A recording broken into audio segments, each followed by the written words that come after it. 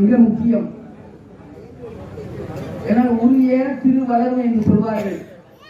அது மாதிரி கோயில்களில் குழந்தையும் தெய்வமும் கொண்டாட கொண்டாட குதூகலம் அடையும் என்று சொல்வார்கள்.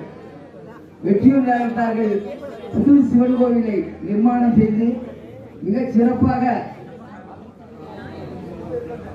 எழில் பொங்கும் வகையில், மகிழ்ச்சி பொங்கும் வகையில், எல்லோரும் உள்ளத்திலும் மகிழ்ச்சி பொங்கும் வகையிலும், மனம் மகிழ்ச்சி அடையும் வகையிலும் மிக சிறப்பாக இந்த கோயிலை அமைத்திருக்கிறார்கள். இந்த கோயிலை சென்று பார்த்தவர்கள் எல்லாம் சொன்ன வார்த்தை லட்சுமி கடாட்சமாக இருக்கிறது என்று சொன்னார்கள். நான் ஒப்புக்காக சொல்லவில்லை, உண்மையாக சொல்கிறேன். இந்த சாவிகள் இன்றைக்கு வணங்கக்கூடிய சாவிகளாக நமக்கு காட்சியளிக்கின்றன. அதுக்கு சொல்வார்கள் பணிந்து செய்ய வேண்டும், வலியை பொறுத்துக் கொள்ள வேண்டும் என்று. வாசப்படிக்கு ஒன்று சொல்லுவாங்க.